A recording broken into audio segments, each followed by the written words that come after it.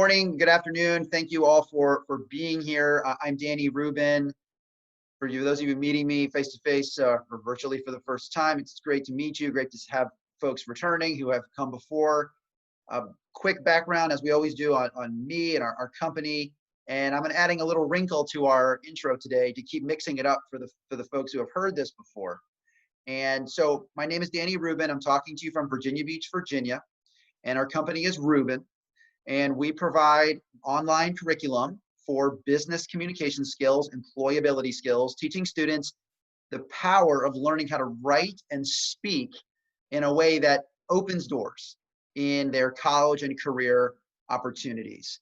And we've been covering so many topics since March around learning, online learning, and communication skills. And today we're really going after where we're all facing today in this session, which is hybrid learning, and thinking about exercises that we can do where students are with us at times, at home at times, and finding that balance and keeping them busy doing work that makes them feel proud and accomplished, and also helps them to communicate effectively in this new digital age that we're in. So we always try to focus our topics on helping them communicate no matter what the class. So I know there's all kinds of classes in here, and if you want to type in the chat while I'm going, tell us all the kind of topics and subjects that you cover.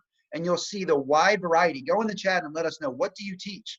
Or what are you teaching this upcoming fall? And just shows the diversity of topics, but how to write and speak matters for everything. And that's what I love about what we teach. It's applicable across the board. So yeah, let us know in the chat while I'm talking about our company and a background on my career. Tell us what you teach. That's great. Thank you for sharing. DECA, culinary arts, so many things. So let me first share my screen. And actually, before I do that, let me just say one thing. So my career before getting into educational curriculum and curriculum development, I was a TV news reporter for a CBS TV station in Virginia, on the news, live TV covering local news.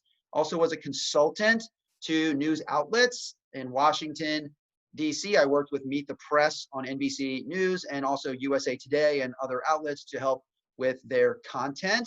And I've worked the last 7 years in the field known as public relations, helping customers and clients land media exposure. And one thing I haven't told anybody yet, I've done a lot of interesting, wacky, PR-related tasks these past several years. And I wanted to share one that I think everybody will enjoy as a way to get to know my background. So I'm sharing my screen.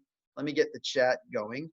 All right. And one top contest that I ran for several years was led by a company called Cintas. Can everybody see the screen okay? Can you see that it says Cintas Best Restroom? Did I share the screen all right?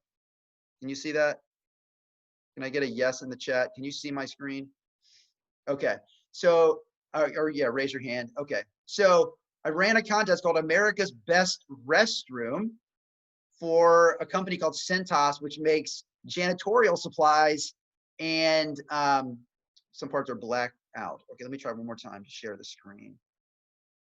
Okay, can you see it now? Can you see the screen, the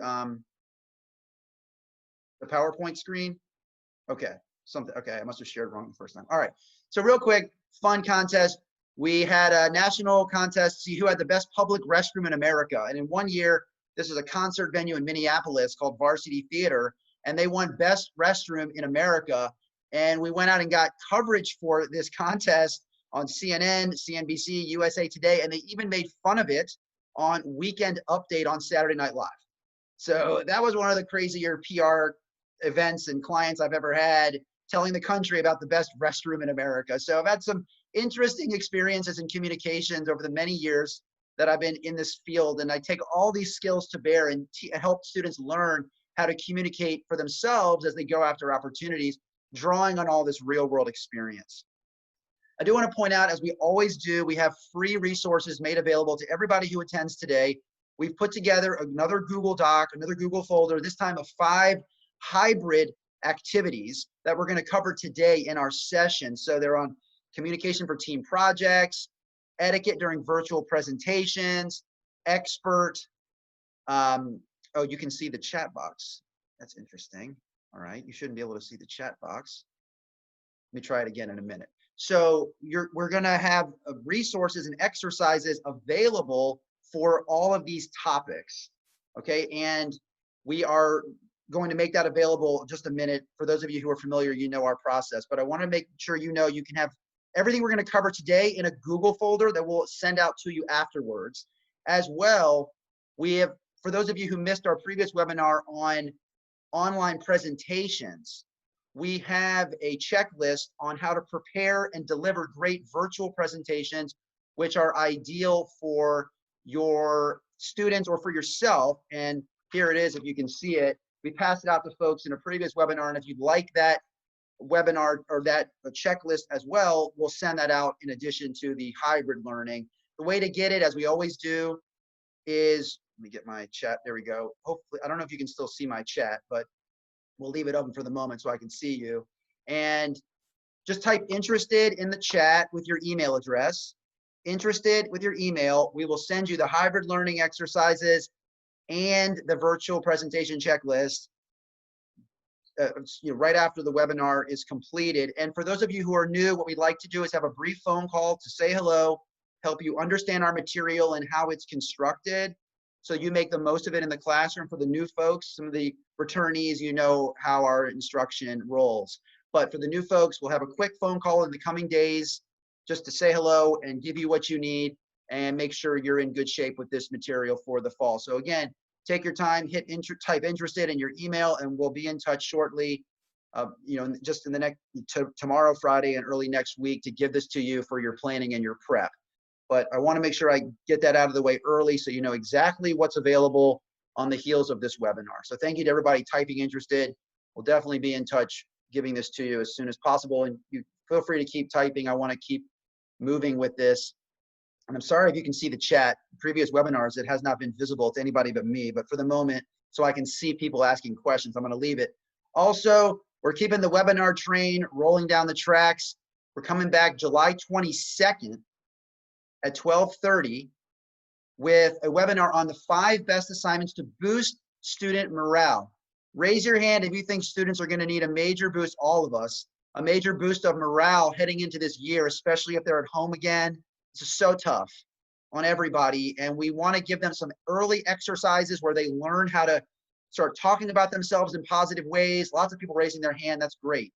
We really want students to feel good and confident and empowered about their education this year. So we're going to talk about some exercises that are easy to do early on that help them to build their own personal brand and start to feel good about themselves heading into this difficult year ahead that has so many question marks still. So please look out for the link to register. It will be coming in an email probably tomorrow morning. But I want you to know ahead of time, it's on the 22nd, 12:30, just like this. And we're going to talk about boosting student morale through curriculum development. So that's to come. And then what are we doing today? And again, please make sure as you're commenting that you're keeping it to all panelists and attendees as your setting, so we can all see what you are you're commenting. We can respond and keep an eye. So we're going to cover today networking skills, virtual presentations, inclusion in team meetings, communication on team projects, and experience with voicemails. Raise your hand if you think your students struggle with using the phone and maybe have never even left a voicemail before in their lives. And so that's such the hands are flying up in the through the Zoom button. So, students really need help now that they're going to be home more and more, communicating from home and making the most of engaging with teachers and classmates from home. And that's what we're going to do today. So let me hop out of here for the moment. I want to try and bring up that chat feature one more time in just a second. I'm not sure why it's showing to you. Can you still see the chat in the bottom corner, or is it just for me? Can you still see the chat? Oh, well, we'll have to live with that. It's okay. We'll keep it on the side. And I'm not sure what the difference is today, but that's no matter. As they say, the show must go on. So I'll briefly walk us through what we're going to teach out of today. We're going to get right into our topics and our exercises. Yes, I know I could minimize the chat and it would go away, but then I can't see all of your comments and I want to respond to your questions and your reactions. So I do want to leave it up, and we'll deal with this in post-production, as they say. That's all right. So In our program, our online program is called Emerge. I'll get through this quickly, get us to the good stuff. But just for the new folks to understand, where's this instruction coming from? Our online curriculum is called Emerge, helping students make that turn from being students to young adults through their communication skills. It's an online program with printable worksheet versions of all of our content as a backup if students have poor internet at home or in their wherever they may be trying to access school. And we cover a wide variety of communication skills through the use of ebooks and videos and audio and exercises. And these books, some of you may have that we've met along the way, or you have copies of physically. They're called Wait, How Do I Write This Email? Wait, How Do I Promote My Business? Wait, How Do I Lead My Team? And each book is a collection of templates and guides from covering employability skills, entrepreneurship skills, leadership skills. So we give students a wide library of how-tos and connect many of those how-tos with instructional modules, covering some how-to videos that we'll watch in a moment, audio clips, and image library of some classic career advice topics. And we also have digital badges. Anybody in here working this, heading into this year, working on digital badges or achievement badges with your program? See some hands being raised about giving students something tangible to show beyond the grade or even a diploma with their education. So we have a variety of digital badges in our program that connect with real life skills like email etiquette. That's a big focus in our program. Email skills. I've asked this question on every webinar, but for those who are new, raise your hand if your students need a little bit of help with their email writing. Give me a show of hands on that, because it's a constant issue across every school system, every age. And students need help learning how to write proper emails. And that's a big part of what we do. So we cover lots of different instructional modules: email etiquette, learning life skills like meeting new people and holding new conversations, phone and video etiquette. We'll talk about some of those skills in a moment. We and especially learning etiquette for presentations and for Zoom conversations. We cover employability skills like networking, resumes, telling a great story of our work ethic in a cover letter, internship and job outreach for email writing, LinkedIn profile creation, job interview prep for those big job interview moments. And for the entrepreneurship side of things, we cover finding a business idea, writing skills for sales, writing website pages for student portfolios and for mock businesses, public relations communications, fundraising, writing like a Kickstarter page and a grant application, and leadership skills, writing skills as a manager, writing skills to clients, project management correspondence, and public speaking skills, writing reports and summaries about the work you've done, and exercises for student leaders. Anybody in here an advisor to a student organization, like a CTSO? Type in the organization that you advise. Let's see who's in here. We always have lots of different, DECA, FBLA, HOSA, Student Council, so many different organizations, high school and on the college side. So lots of examples to help students communicate as a leader for their student organization. Okay, so let's hop into what we're going to talk about today. And we're going to keep that chat screen open because I just cannot deal with it right now. We're going to keep pressing forward. So the first thing I want us to talk about, and it's a great exercise to start off the year. We've done this in a previous webinar, but for the benefit of everybody today, this is new. We're going to learn how to teach students to hold a face-to-face or virtual conversation. And it's a mix of talking about these themes and skills together, having them practice these skills when they are away from you. And they can do this with a partner through a video conference platform. So the first thing we want students to do is watch this video that we provide you in the Google folder. And it's teaching students the wrong and right way to hold a conversation with somebody new. And I want to just cut right to the chase in the video. Let me actually make sure that the sound is on. Okay. All right. And I want us to watch this video and see what I'm talking about on sort of effective, a poor way and an effective way to meet somebody new. Hey, good to see you. I'm Esmel Meeks. Hi, Kevin O'Day. Nice to meet you. Nice to Kevin. meet you as well. What do you do for work? I'm a realtor. I help people buy and sell homes. Awesome. How was your week? This week has been absolutely terrible. I've had the roughest week I've had in a long time. My week has been terrible. Let me tell you about it. Oh, okay. My train was 5 minutes late, which made me 5 minutes late for a meeting. And I get back home, my car won't start. So then I'm 5 minutes late for a date with my girlfriend. Then my girlfriend's all mad at me because I'm late for dinner. Oh, wow. That does sound And then we get back home, we didn't take the dog out, and the dog soiled the carpet. So my week was terrible. Yeah, that sounds tough. So I'm sorry, man. Yeah, that's really tough. Anyways, tell me about your week. Okay, did you see Kevin's face during that networking exchange? Did he look unhappy to you, a little disappointed? That's because Esmel took the conversation away from Kevin and hogged the moment and had the spotlight. When Kevin instead wanted to share about his week, Esmel instead talked about his. The best networkers let other people talk and have the floor, and they listen. Let's see that scenario one more time and see how Kevin reacts now. Hey, I'm Esmel Meeks. Hi, Kevin O'Day. Nice to meet you. Very good to meet you. What do you do for work, Kevin? I'm a realtor. I help people buy and sell homes. Awesome. How was your week? You know what, Esmel? I'm glad you asked. It's been a really tough week, actually. Oh, I'm sorry to hear that. What happened? Clients entrust me with their homes and with the journey of buying and selling a home. And I had these clients that arrived from out of town. They came in a little late. We went to go see a home that they were really in love with, and it was filled with water. And so they looked to me for an answer. I didn't have one for them. So it's been just a really rough week overall. I've had to take it. I've been very emotional about it, and I'm just not sure what to do next. I'm so sorry to hear that, Kevin. I appreciate that. Okay, and I'm gonna hop back out and get my chat again because I couldn't see anybody in the chat. And so sorry for the constant back and forth, but I wanna make sure that I can see everyone as we do this. So, okay.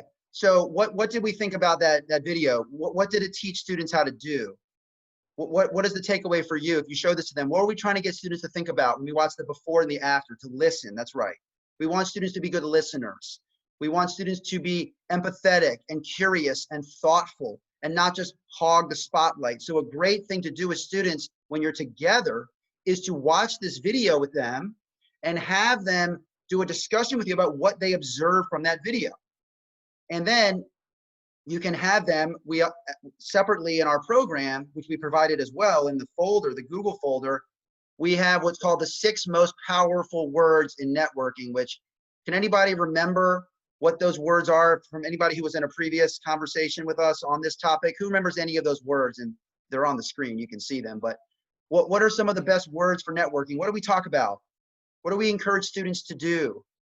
We want them to ask questions, right? Lots of questions. If somebody says, like that gentleman said, I had a really tough week, we want the person to say, what happened? Instead of saying, oh, I had a really tough week too. And then they sort of steal the thunder and take all the conversation. So we're teaching students to be good listeners. And we sit with them in a class session. That's right, open-ended questions that will elicit a response, and we are listening. And the more we listen, the more we develop trust with that person. And we can do this and employ this strategy, not just with classmates, but with students can do this with people who are much older than they are, and they will look even more impressive because nobody expects a young person to ask somebody much older lots of questions. They think they're just going to be the one who's answering the questions. So it's teaching students a level of maturity that is uncommon in the world today, especially among young people. So the exercise would be watch the video, go through with students these words: who, what, when, where, why, and how. Talk about why these are the best words when we're meeting new people. We provide some sample questions to practice those words. You know, what kind of projects are you working on? When did you decide to focus on that aspect of your career? So we're teaching students the power of questions. The more we ask questions and listen, the better we look in the eyes of people who can make decisions about our opportunity and our future. So again, the exercise is to watch the video, have a discussion, and then pair students off and have them hold virtual conversations outside of the typical class structure when they may be at home. And we have it all written out, but I'll just tell you what it is, and you can look at the notes later. 3 to 4 minutes, one student asks the questions, another student answers the questions. So there's only one person answering, then they pause, and then they do it the other way where the other student asks questions and the first student answers. So they both have the experience of having to stay in the moment and ask questions rather than put the attention on themselves. They can record this whole conversation, show you the recording, and each write a reflection on what that experience was like. And then when they come back to the class together, you can have a broader discussion about the value of listening as a tool to become a better prepared young person for college and career. And so what does anybody think about this topic? Maybe some of you have done this before because we've been in communication in previous semesters, but what are your initial thoughts on this idea as a bit of an icebreaker even to help you kick off the year? Any thoughts on this topic from the chat? Do we think it has promise or would be a useful way to get things started?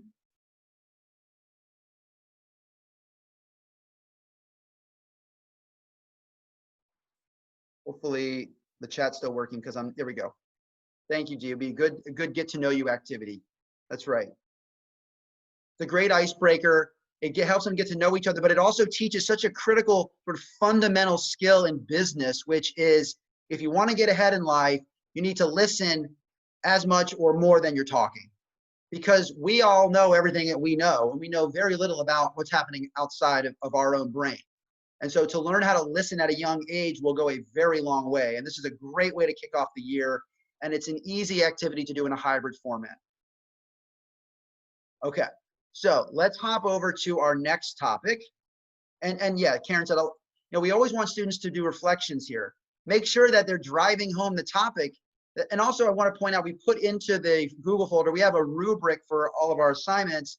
And there's a rubric here to assess their level of participation and if they're grasping this skill. So you have a grading tool provided as well to help you get through this topic and not have to decide how you're going to assess it. So we've given you all the pieces in that folder. Those of you who said you're interested, it's coming your way after the webinar. All right, let's hop over to the next topic, which is, and we're moving fast as we always do. I want to cover a lot and give you a lot of content that you can leave this session with. So let's talk about etiquette for giving virtual presentations. By a show of hands or in the chat, how many of you have seen your students struggle a bit when they're having to speak in front of Zoom like this or in Google Meet or Teams, and you can feel that they're just a little out of their element? It's not the same as talking in a physical space, and they don't quite know how to handle themselves and how to sort of control the audience because you can't see, like right now, I can't see any of you. Right? So I'm having to bring that energy without actually knowing you're there. And even if I could see you, it's just a lot of people in squares and it doesn't have the same human connection. So we want to give students some guides for how to be the most effective they can be when they're presenting. And so one thing we put together over the summer, and we'll continue to make more resources on as the world has changed to online, is we have another short video here in which I talk for a couple of minutes on the value of giving impactful Zoom presentations and how to look and sound our absolute best. And I'll just play it for a few seconds. We're not going to listen to the whole thing, but just so you know it. Hi there, I'm Danny Rubin, the founder of Rubin. And in this video, let's talk about effective etiquette for presenters through virtual conferences. And all right, so we'll let it go. You can watch the rest. It's in the Google folder, but I want to point out that for students for accessibility, we also provided in your Google folder too, a transcript for the video. So if students have issues hearing the video, they can read it. So that's provided as well. Okay, so I want to point out that a great way, again, when you're with students, some of you were saying you have, A and B days or blue and gold days, or, you're going to be with them, not with them. When you're with them, watch the video, talk about what I'm sharing in the video. And also we've put together, and it's very similar to this checklist for virtual presentations, but it's also in our program and in the Google folder. We have a checklist of not only how to be a great presenter, but also how to be a great audience member. So we have a short reading you should go through with them to talk about. Let's talk about first being an audience member. Are you looking at the screen while the speaker presents? Do they have your eyes? Is your volume on mute so that the speaker is not distracted by your noise? Are you waiting patiently to comment or ask a question? so that you're giving them time to speak and then at the appropriate time asking your question. Are you participating in the chat? So many of you are participating in this chat. And for me, that's everything, because if you weren't participating in the chat and I can't see you, it's like I'm talking to nobody. So I need that reaction and that participation to reinforce that you're actually on the other side of this. So we want to talk to students about being a great audience member throughout the year. And then we have a checklist about being a great presenter throughout the year. And it's a lot of the topics that I will send you if you said that you're interested, or it's in the Google folder, lots of different topics. And we talked about this in a previous webinar. You know, how many of you were kind of, who were on that webinar, like didn't think about the importance of standing up in a webinar versus sitting down or in a presentation? How many people thought differently about the standing up? We talk about when you stand up, you have more confidence and you breathe better, you speak better. It's a big deal. I see some hands being raised who heard that in a previous session. So we talk about lighting and your background and keeping your feet stuck to the ground and dressing well. And we talk about, as we're preparing to talk, timing out your topics and having questions ready for the audience, which I'm doing constantly. I told everybody all my secrets in the last webinar. I said, I ask questions all the time to keep you connected to me in this space where I can't see you or hear you. I have to keep you with me. And we talk about during the presentation, projecting our voice, looking into the lens, making sure that we drink enough water and that we're speaking well. So what I want you to do is to take students through that video, through this checklist, and then throughout the semester, you can have them work on their presentations and give them these guides so that they have some structure as they are presenting. And it gives them a place to start from and even a way to evaluate them by looking at this checklist and saying, are they doing these things that we talked about? So this is sort of not a singular hybrid activity, but more of a throughout the year food for thought to start the year with a solid grounding in how to give effective online presentations, and then use this as a bit of a rubric or an assessment to make sure they're staying on track the many, many times over this school year they're going to have to speak to their classmates through virtual presentation. So think of this one as more of a open-ended, throughout the year, foundational concept that will work for a variety of hybrid situations. If anybody has questions on that, you can throw it in the chat, but we'll keep things moving as we head into the top of the hour, and we have a few more really good topics I want to hit on, but certainly I'm keeping an eye on the chat, and if you have questions, we can get into it. All right, let's talk about inclusion. How many school systems have made inclusion and equity and diversity and all voices a big deal? Okay, lots of hands going up. So we want to make sure that we are, again, not just telling students that they need to be inclusive, but teaching it, practicing it, even in a way that's a little bit clever and that they wouldn't expect. And I'm going to see how game all of you are for a kind of a new idea that we've been cooking up on our end over the summer. But the first thing I'd want you to do, we provided this video as well, is we want you to watch this video with your students where you learn the power of inclusion. We don't just talk about it in our program and our material. We do the how, we do the why. We let them see it, not just a lecture about it, but they observe it, they feel it. So let's watch this for just a moment to understand what I'm talking about. Traffic was terrible this morning, wasn't it? Oh my gosh, it was like bumper to bumper. I'm like, oh, so frustrating today. Rush hour is the worst. Every morning I get hit by a train. It was absolutely.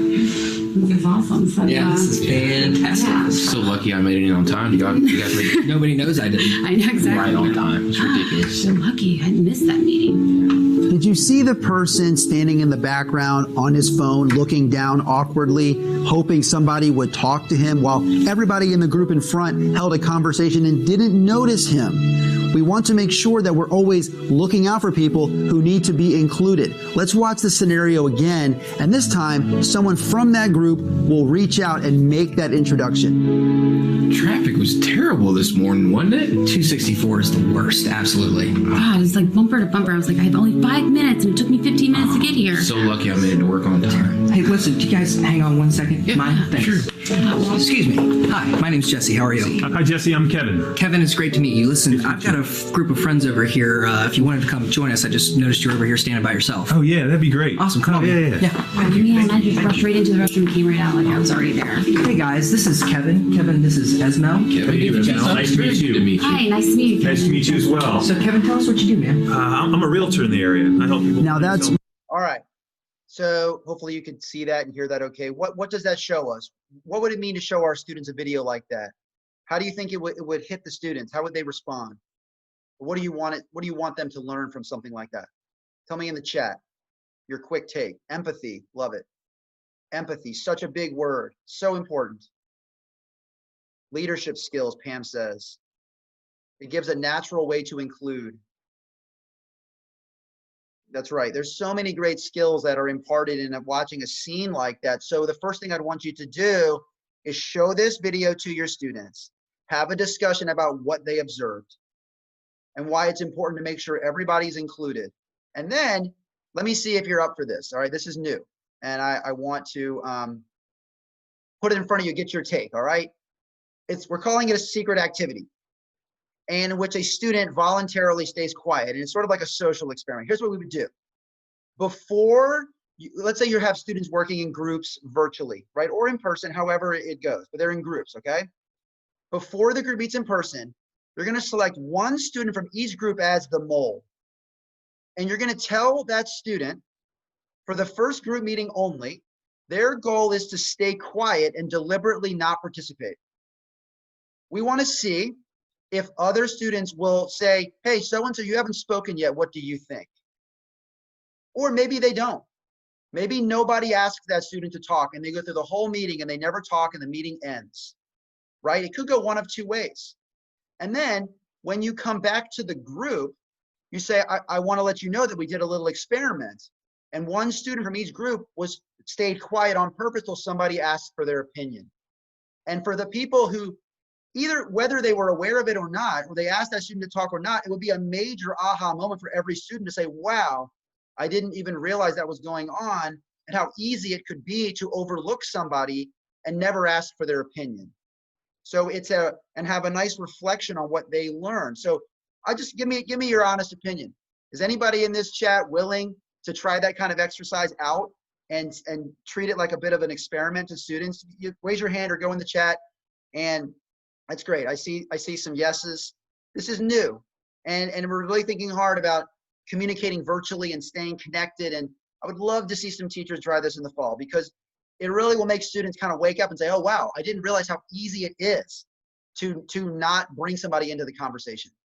To just talk and talk and talk and never think about saying, well, what do you think? And when we talk about teaching inclusion, we have to make students feel it. It can't just be a poster on the wall. It can't just be a lecture. It has to be felt. We have to learn it by going through it. So this is in the Google folder too, and I'd love to see those of you who try this, let me know in the fall how this goes and how it kind of hit the students, because John Johnson, Mr. or Ms. Mr. Johnson asked, how can we do this virtually? Very simple. If you have students meeting as a group through Zoom or Google Meet or Microsoft Teams, tell that one student when they pop into that chat, they stay quiet. They might say, hey, how you doing? But when they get into the discussion, they don't talk. They sit there on purpose and they wait until someone asks them, hey, you haven't spoken yet. What do you think? And that's such an important skill, not just for school, but in the workplace. And we want students to carry that idea of inclusion throughout their lives. The best time to learn is while they're in school. Okay. Yes, Karen Hutchins asked, I just want to point out, she said, can you remind us how you do the highlighting on your screen? This is an aspect of our program, I should have said. We have some accessibility function in our program. One of them is a reading tool that highlights a section and darkens everything else so you can keep focus. It's a part of our curriculum that is a reading function. Sorry, I meant to say. Great, thank you for all your comments. Please, when you're commenting, please use all panelists and attendees so we can all see your comments, not just me. So please switch it as you comment. But okay, I'm glad to see some of you are open to this. I know for some of you it's a little outside the box, but this is the time to be bold, right? And you know, let's take some chances and really make students feel these lessons as much as possible, especially when they're not with us. Yes, this is part of our curriculum. If you're in our curriculum, you have access to these reading tools and reading functions if you share this content with your students through like a virtual session or in the classroom. Okay, so let's switch now to team projects. Well, really on the same note, but now we're talking about communication after a meeting. So we talked about staying alert, being inclusive in a meeting. Let's talk about effective communication after the meeting. Another topic that's easy to teach in a hybrid setup where before the team gets going on projects, you talk about the importance of effective communication to keep projects going. And one of our examples, as I said, we cover hundreds of email and other document examples. And one of them is how to recap the team on a big project. How to be the person on the team that says, I'll send an email to everybody else about what we've accomplished and what's left to do. And there's a strategy to make sure that email is organized and logical, not just for students, but also for you and your own colleagues and professional development and ongoing collaborations.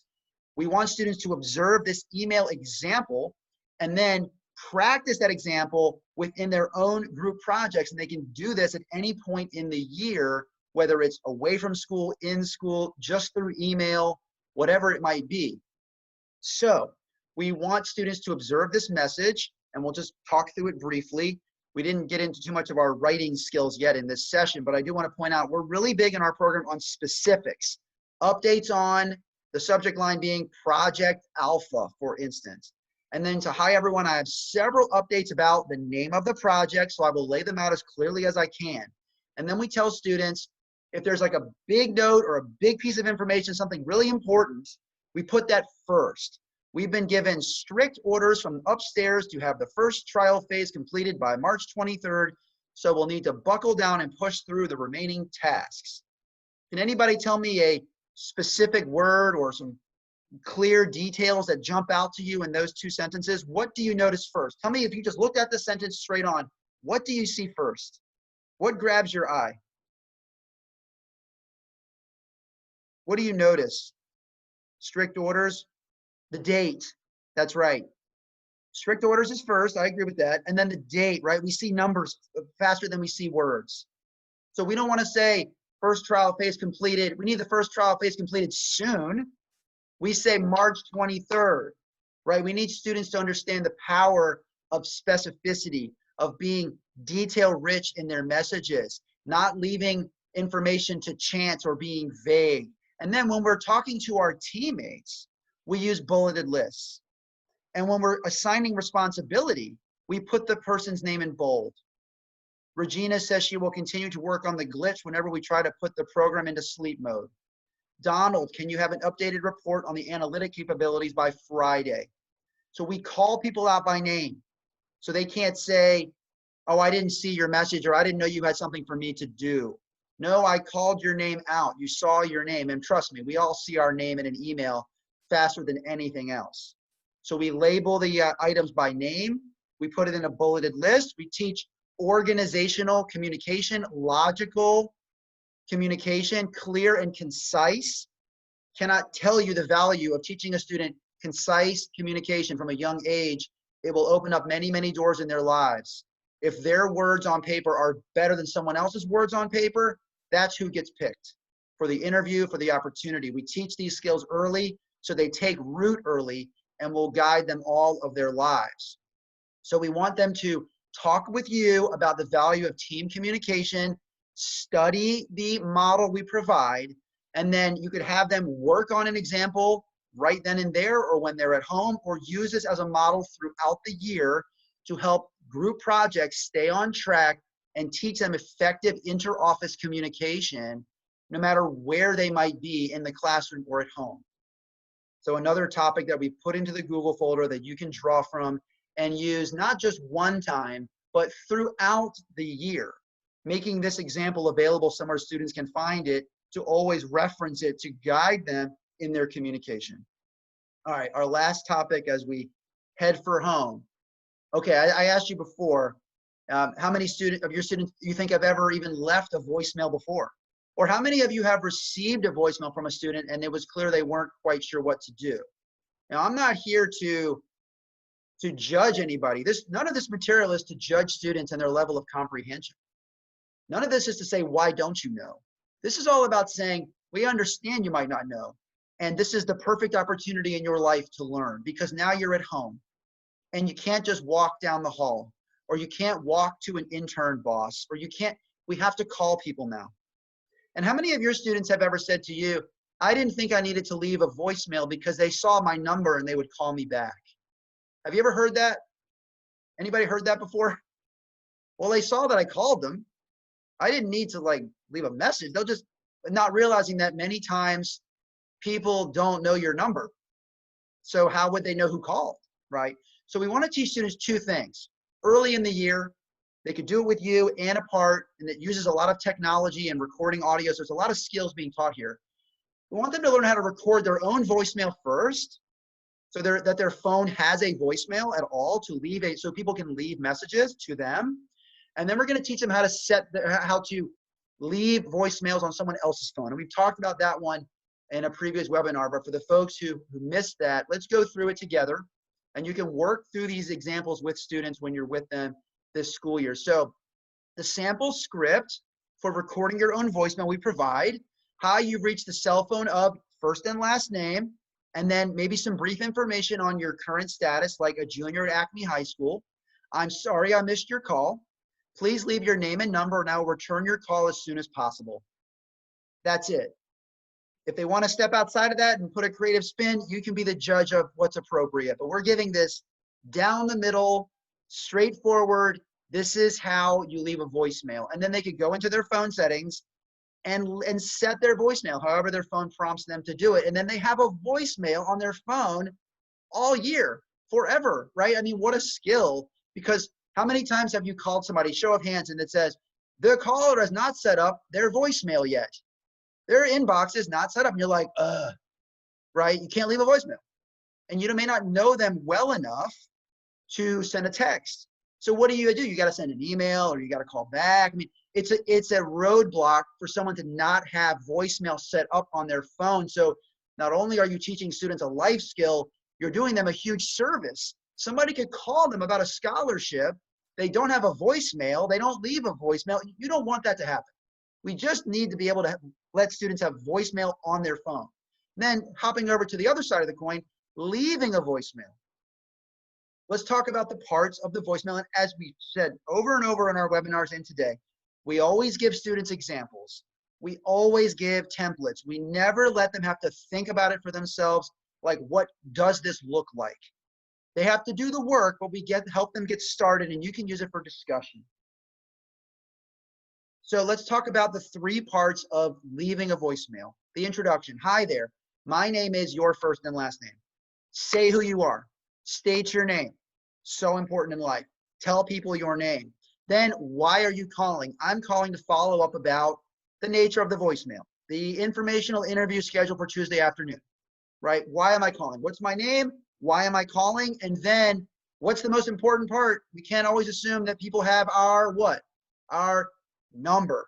But a little pet peeve of mine, maybe you show of hands, it'd be a pet peeve of yours. What happens when somebody leaves a voicemail and they say, you can reach me at 555-5555, and they hang up? And you're like, what happens? You mean, show of hands if that's annoying when someone says their phone number so fast and hangs up. What do you have to do? What do you have to do next? Because you were so fast. What do you need to do? Replay. You got to play it back. Sometimes 3 times, because they may have an area code and you're like trying to write it down. We want to teach students. These are little things, right? We talk about soft skills or professional skills, power skills, however we define them. This is a little tiny power skill with huge implication. If we say our number slowly 2 times, my number is 555-555-5555. Again, that's 555-555-5555. The level of awareness for a young person to leave a voicemail like that, one, that they can leave a voicemail at all, and they understand how to leave their phone number slowly, that is a next level skill. Absolute next level skill. And if you're leaving a voicemail for a secretary of a boss who might be hiring you, you look great in that voicemail. And it's the little things that add up to getting chosen. It's all the little things. So we want to teach students these skills early in the year because the phone is going to be a major part of our year. Not just texting, but talking on the phone and talking through Zooms and using our email. We have to prepare students for this new era and this new world that we're in and give them the confidence to call people on the phone. Okay, so again, I want us to make sure that I explained all of this and that, for those who are new, we'll go through it and put it in context with your own students in your courses in our brief phone call. I do want to, as we wrap up and get to the end, I want to make sure that, hold on 1 second, get my screen shared again.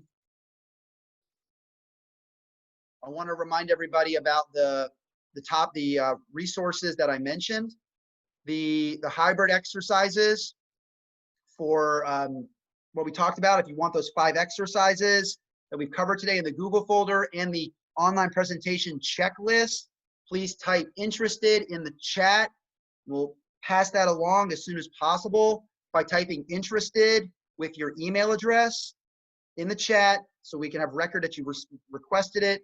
And also our next webinar is on the 22nd of July on assignments to boost student morale. So please join us for that. We'll keep the dialogue going. But again, you're welcome to keep typing interested if you missed it the first time. Sorry for any of the screen share functionality. Something was screwy today. Who knows? I'm just glad that my internet didn't go out and I can keep talking to all of you. That's what's most important. So anybody have any last questions or last thoughts or ideas here before we wrap? I appreciate everybody being here, sticking around the whole time, and showing interest in the material. Eleanor, thank you. Interested in the July 22nd webinar on student morale. That's student care, self-care. You hear those terms a lot, but again, we live in the Rubin world. We live in the world of practicality.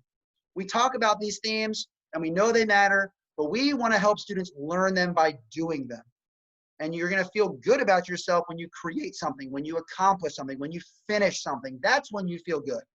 And that's the world we live in, is giving students the tools and the skills to feel like they can conquer the world. And it all starts with how to write and how to speak.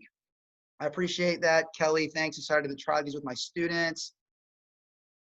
Yeah, dealing with tech trouble smoothly is good to see modeled. Oh, well, I'm glad I could be a crash test dummy for everybody today on Zoom and screen share and live. And, I said before, I was a TV reporter, okay?